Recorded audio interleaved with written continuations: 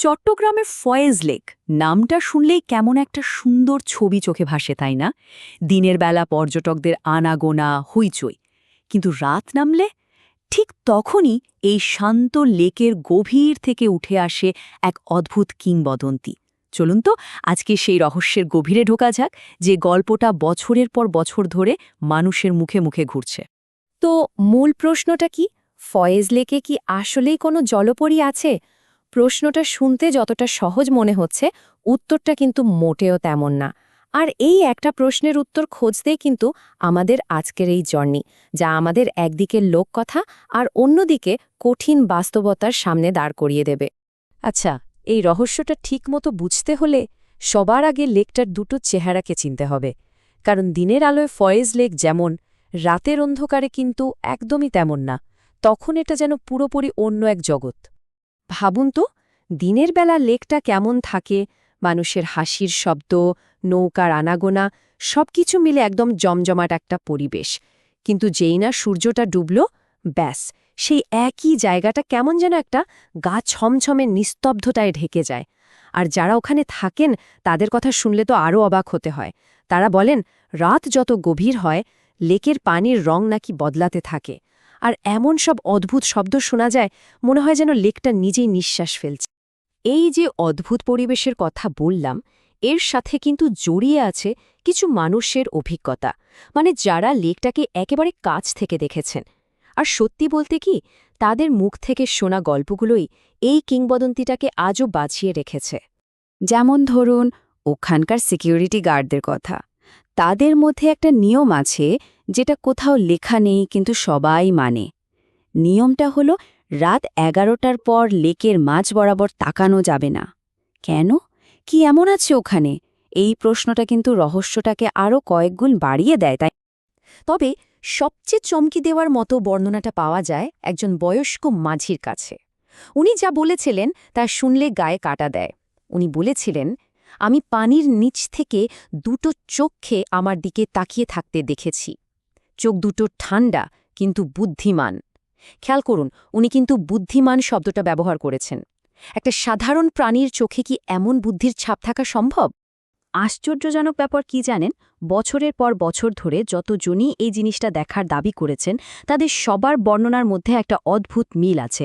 সবাই বলেছেন, একটা আধা মানুষের মতো আকৃতি, লম্বা কালো চুল আর কোমরের নিচটা মাছের লেজের মতো। এই বর্ণনাটা কিন্তু আমাদের সবার চেনা সেই জলপরীর গল্পের সাথে হুবহু মিলে যায়।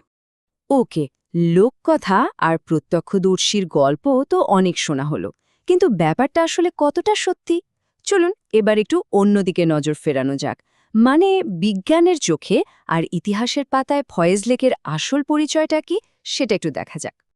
তো প্রথম যে তথ্যটা আমাদের সামনে আসে, সেটাই কিন্তু পুরো গল্পটাকে একটা বড় ধাক্কা দেয়। ফয়েজ লেক কিন্তু কোনো প্রাকৃতিক লেক না, এটা আসলে মানুষের তৈরি একটা কৃত্রিম জলাশয়। কিছু ফ্যাক্টস আমাদের জেনে রাখা দরকার। যেমন, এই লেকটা তৈরি করা হয়েছিল ১৯২৪ সালে আসাম বেঙ্গল রেলওয়ে কর্তৃপক্ষের হাতে। আর সবচেয়ে বড় কথা, এটা হলো একটা মিঠা পানির লেক। এর সাথে কোনো সাগর বা মহাসাগরের বিন্দুমাত্র সংযোগ নেই। তাহলে ব্যাপারটা কি দাঁড়ালো? একদিকে মিঠা পানির একটা বন্ধ জলাশয়, অন্যদিকে জলপরীর মতো একটা সামুদ্রিক প্রাণীর গল্প। জীববিজ্ঞানের দিক থেকে দেখলে এমন একটা প্রাণীর এখানে বেঁচে থাকাটা একেবারেই অসম্ভব। আর ঠিক এই জায়গাতেই কিন্তু আসল দ্বন্দ্বটা তৈরি হয়। আচ্ছা, যদি বিজ্ঞানের কথা সত্যি হয় আর ওখানে কোনো জলপরী না থাকে, তাহলে মানুষ যা দেখছে বা অনুভব করছে সেটার ব্যাখ্যা কি? হতে পারে কি যে এর উৎসটা বাইরে নয়, বরং আমাদের মনের ভেতরে? অনেকেই, মানে যারা ওখানে বেড়াতে যান, তারা একটা অদ্ভুত অভিজ্ঞতার কথা বলেন। লেকের পাশে দাঁড়ালে নাকি হঠাৎ করে শরীরটা ভারী হয়ে আসে বা মাথাটা কেমন ঝিমঝিম করে ওঠে। একটা তীব্র অনুভূতি হয়, যেন কেউ অদৃশ্য থেকে তাদের দিকে তাকিয়ে আছে। মনোবিজ্ঞানে কিন্তু এই অনুভূতির একটা নাম আছে। এটাকে বলা হয় the feeling of being watched, বা নজরবন্দি হওয়ার অনুভূতি। মানে আশেপাশে কেউ না থাকলেও আমাদের ব্রেন মাঝে মাঝে এমন সিগন্যাল পাঠায় যে মনে হয় কেউ আমাদের দেখছে। এটা একটা সাইকোলজিক্যাল ব্যাপার। কিন্তু এখানেও একটা কিন্তু আছে। আচ্ছা, মানলাম এটা একটা মানসিক অনুভূতি। তাহলে এতজন মানুষ কেন ঠিক একই রকম অভিজ্ঞতার কথা বলবে? আর তার চেয়েও বড় প্রশ্ন, যারা কিছু একটা দেখেছে বলে দাবি করছে তাদের সবার বর্ণনাটা কেন একই রকম হবে? এখানে আরেকটা ব্যাপারও ভাবার মতো। জলপরীর গল্প তো শুধু আমাদের দেশেই নয়, এটা পৃথিবীর প্রায় সব সংস্কৃতিতেই আছে, তাই না? হতে পারে গভীর আর অজানা জলাশয় নিয়ে মানুষের মনে যে একটা ভয় আর কৌতূহল কাজ করে, সেই অনুভূতিটাই বিশ্বজুড়ে এই জলপরীর রূপ নিয়েছে। তো আমরা অনেকগুলো দিক দেখলাম, লোককথা, মানুষের অভিজ্ঞতা, বিজ্ঞান, আবার মনোবিজ্ঞান। এবার চলুন এই সব কিছুকে একসাথে মিলিয়ে দেখা যাক আমরা কোনো সিদ্ধান্তে আসতে পারি কিনা।